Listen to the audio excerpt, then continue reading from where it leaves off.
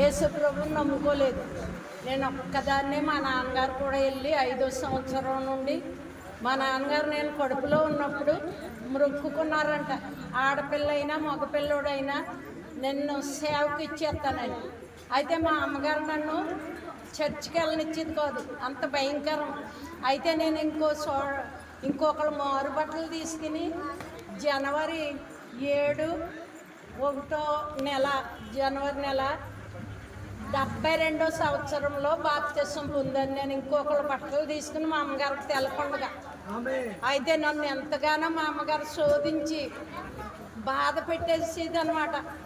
అప్పుడు అలాగ ఉన్నప్పుడు, దేవుడు అలా నిష్ఠగా ఉన్నప్పుడు మా నాన్నగారి చేతిలో, మా నాన్నగారు మా అయ్యగారి చేతిలో దానియేలు గారు అనమాట, ఆయన చేతిలో చేసి మా పిల్లకి దేవుని సంబంధమే చెయ్యాలి కానీ మరొక సంబంధం వద్దండి, మీ పిల్లలాగే చెయ్యాలన్నారంట. అప్పుడు ఆ పాస్టమ్ గారు నాకు వివాహం చేసి మమ్మల్ని అమలాపురం ట్రైనింగ్ పంపించి సేవలో పెట్టారనమాట. మేము ఈ స్థితిలో ఉండడానికి, ఆ విగ్రహాల్లో నుంచి రావడానికి దేవుడు మమ్మల్ని ఎంతగానో పట్టుకుని నా ద్వారా మా అక్క చెల్లెళ్ళందరూ, మా బావలు మరుదులు అందరూ కూడా రక్షణ పొందారు.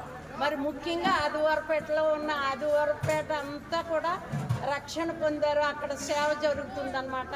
నేను అడుగుపెట్టిన ప్రతి స్థలంలో కూడా దేవుడు ఎంతగానో కృప చూపించాడు. మరి ముఖ్యంగా ఎన్నో ఇరుకుల ఇబ్బందుల్లో నాకు మొదటగా 78వ సంవత్సరంలో ఎర్నెస్ట్ పాల్ కంటే ఒక బిడ్డ పుట్టాడనమాట. పుట్టిన తర్వాత ఇంకొక సంవత్సరం ట్రైనింగ్ ఉంది. మేము వెళ్ళలేదు ఆ బిడ్డను చూసి సంతోషపడి. అప్పుడు దేవుడు మాట్లాడాడు అనమాట, మీరు దేన్ని ఎక్కువగా ప్రేమిస్తున్నారో దాన్ని నేను తీసేసుకుంటాను అన్నాడు. అన్న వారం రోజులకి బిడ్డ చనిపోయాడు అనమాట, 3వ నెలలో. అప్పుడు మేము చాలా ప్రార్థన చేసాం, ప్రభువా ఇంకో పాస్టర్ గారు వచ్చి అన్నారు, ఏదో చెత్తి కొట్టేసింది బిడ్డ, ఎందుకు చచ్చిపోయాడు అన్నారు. ప్రభా దెయ్యం రావడానికి అవకాశం లేదు కదా, నువ్వెందుకు ఇలాగైంది, నువ్వే కానీ మమ్మల్ని మూయబడిన ద్వారం తెరుస్తాను, నువ్వు వెళ్ళని చెప్పినప్పుడు నువ్వే అయితే నా బిడ్డ ఎందుకు చనిపోడని అడిగితే దేవుడు అన్నాడు, అంతకంటే మంచి ఎర్నెస్ట్ పాలు నేను ఇస్తాను, నా సేవకు వాడుకుంటాను అన్నాడు. అప్పుడు ఈ బాబు పుట్టాడు అనమాట 80లో. అయితే మేము భీమవరంలో సేవ చేస్తున్నాం. మమ్మల్ని 82లో ఇక్కడ పొదలాడ పంపించారనమాట. అప్పటి నుండి ఇప్పటి వరకు కూడా అక్కడే సేవ చేస్తున్నాం. మరి ముఖ్యంగా ఏంటంటే, పోగొట్టుకున్న దీవెనలన్నీ మాకు అనుగ్రహించి, తల్లి తండ్రి లేకపోయినా ఎంతో శ్రమ, 5 పిల్లలు, నాకు 2 కొడుకులు 3 కూతుళ్ళు. ఆ 2 మా కవల పిల్లలు పుట్టలేక చనిపోయారు అనమాట. ఎందుకంటే సేవను విడిచిపెట్టి భీమవరం నుంచి మేము వచ్చేసాం. నా సేవ ఇప్పుడైనా మీరు చేయకపోతే ఈ బిడ్డలనే నా సేవకురాలను కూడా తీసేసుకుంటానని దేవుడు మాట్లాడాడు. అప్పుడు మేము మొక్కుకొని దేవుడి సన్నిధిలో సేవలో ముందుకు స్థిరపడినప్పుడు మళ్ళా పోగొట్టుకున్న కవల పిల్లలిద్దరిని మళ్ళీ ఆ పిల్లలిద్దరూ ఇచ్చాడు అనమాట దేవుడు వదలాళ్ళు. అంచేత మమ్మల్ని పోగొట్టుకున్న దీవెనలను అనుగ్రహించాడు. మరి ముఖ్యంగా అక్క విషయంలో, అక్కలో ఉన్న గుణలక్షణం ఏంటంటే చాలా ఓర్పు, వినయము, విధేయత, బాధపడే మనసు తత్వం ఆమెకు లేదనమాట.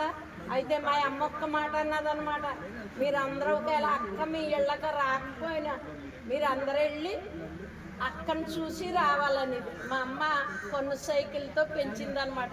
ఎవరన్నా బంధువులు వస్తే అని పొళ్ళేలాగనేది అందరము చోట వండిచ్చేది కాదనమాట. అంత జాగ్రత్తగా పెంచింది.